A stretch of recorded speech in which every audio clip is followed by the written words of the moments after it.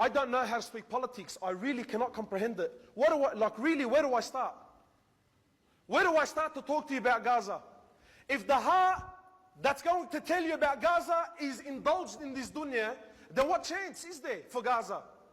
If the people that are going to be listening about what's happening to Gaza are swimming, absolutely swimming in the love of this world, then what chance does Gaza, forget Gaza, anything else in the world have a chance? He sallallahu alayhi wa sallam, he's sitting down with his companions, and my brother really, let's just sort of give me your heart, give me your mind and your imagination, and let's try to live the moment.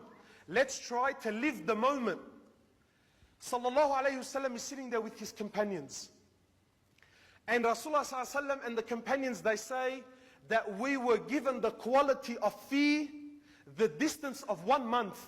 Their enemy would be marching and they still have a month to reach the Muslims, and already the fear of the Muslims would enter their hearts.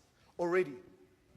So you imagine, Rasulullah sallallahu alayhi wa sallam is speaking to a people who knew very well, but imagine Khalid bin Walid, a man who the Christians or the kuffar at the time, they used to scare their kids. You know, like now when you, I'm going to call bu'adli or whatever it is. You want to scare your kid with something, right? And you'll do this, what I'm going to call. They used to scare their kids with Khalid bin Walid. So you imagine that Rasulullah sallallahu alaihi wasallam is speaking to these men. He says to them that there's going to come a time.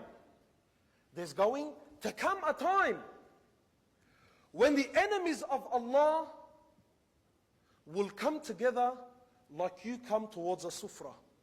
And they will sit.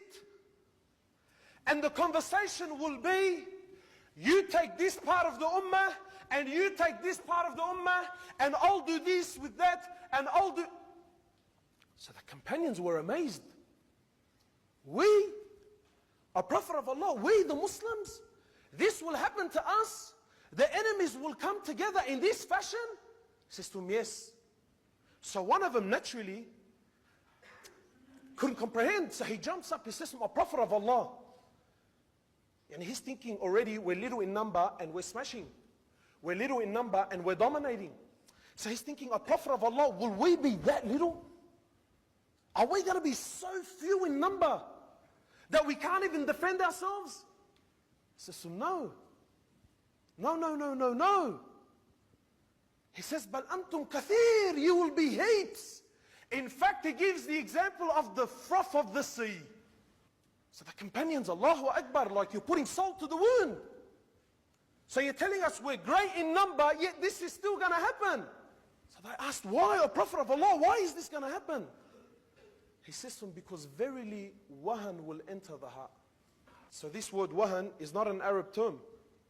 So the companions, and he looked at each other and said to him, a Prophet of Allah, what is wahan? What's this wahan that you're referring to? He says to him, hubb ad-dunya wa karahiyatul maut. When this quality enters your heart, when you love this world and what it contains, and you cannot even bear the thought of death, your enemy will do this to you. It's so relative. It's so relative. It's almost like Rasulullah ﷺ said it a week ago.